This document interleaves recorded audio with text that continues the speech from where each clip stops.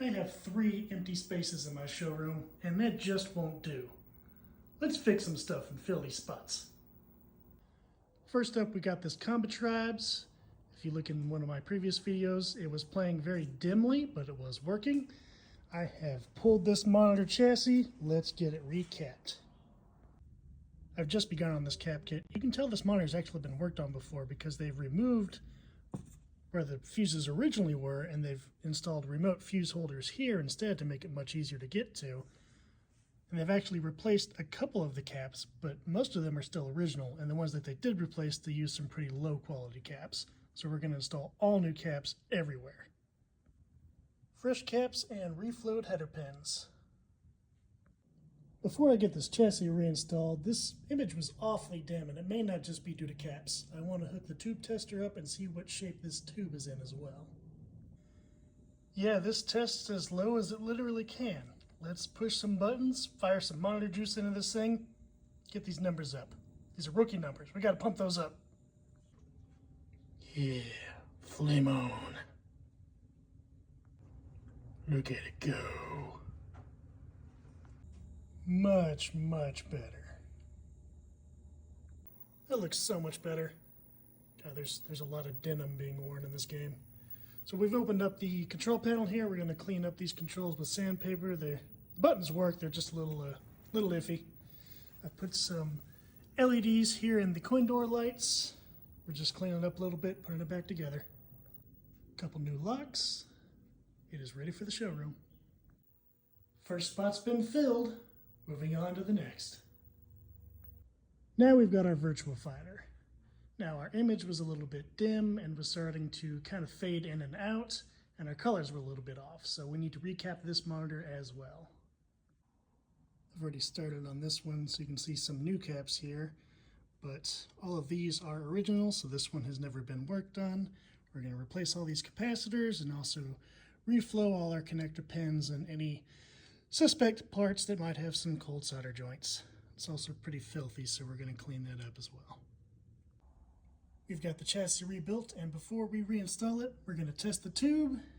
And it's a good thing too, because it doesn't test very good.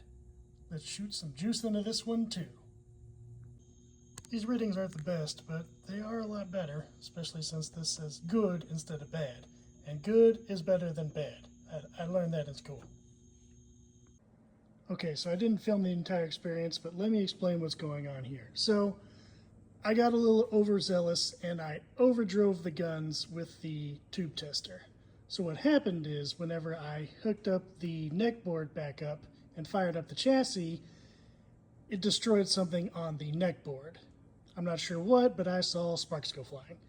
So I replaced the neck board with one from a spare chassis, which has some issues, which is why you have the vertical hold and the black bars that you're seeing here.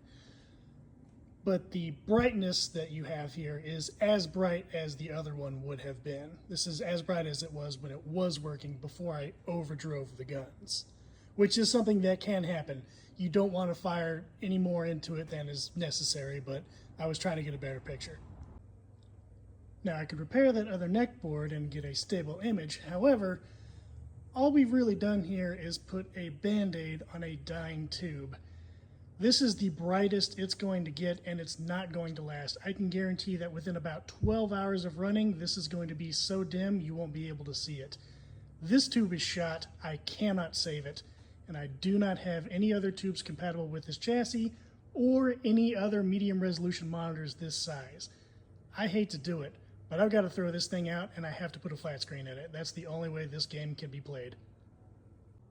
In the interest of keeping this video somewhat short, I just decided to cut straight to the after. It doesn't look bad, it's just not original, but I think we can both agree that I did my due diligence in trying to save this tube, but it just couldn't be done.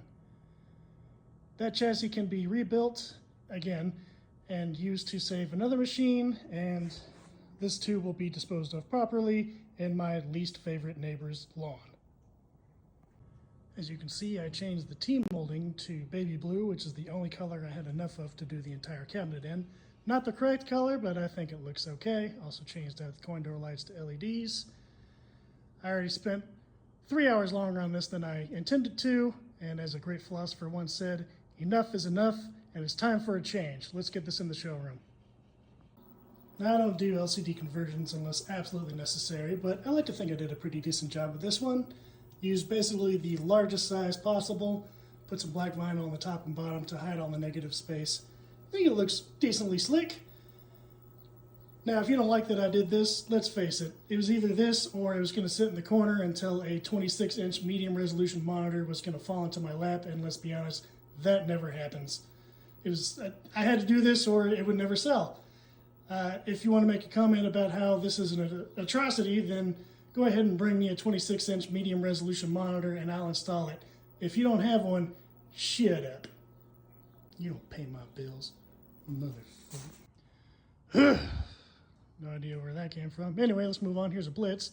Playing blind because it's missing its chassis. The chassis it's missing is a U2000. I don't have one of those, but I do have a K7400, which is a successor. Pulled off the part shelf, so I have no idea what's wrong with it. But before I get into rebuilding it, let's check this tube to make sure it's good, because I don't need to be rebuilding a chassis for a broken tube. Why would I do that twice in the same video? This tube could probably stand a little treatment, but I'm not going to worry about that unless we have a working chassis, so let's move to that. I have a tendency to steal parts from chassis that are on my parts shelf, but visual inspection shows I haven't stolen anything from this one. It also looks like I've recapped it at some point. My hot's not blown, my fuse isn't blown. I have left myself a little note here on Sharpie on the side that says low B+. I'm going to trust myself on that. But everything seems to be complete. I guess let's plug it in and see if my note is accurate. So it's making this very odd buzzing noise. I have just the monitor hooked up, not the game board. Almost like it's arcing to something, but I don't see anything. I've got neck low, and I do have, not an image, but I do have something on the monitor. Now the sound does seem to be coming from the neck board, but I swapped it with a different neck board, so I don't think it's the neck board doing it.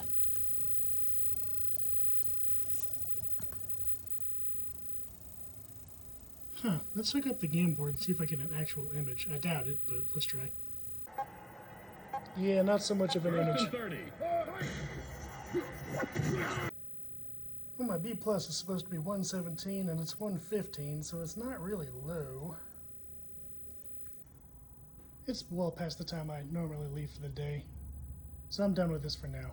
But I'm not giving up on this one. I'm going to come back and do some more work on this chassis.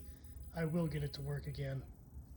This will be a Blitz with a nice original CRT monitor. But I will end the video for now. Follow me to see what I fix next. 2 out of 3 ain't bad, right?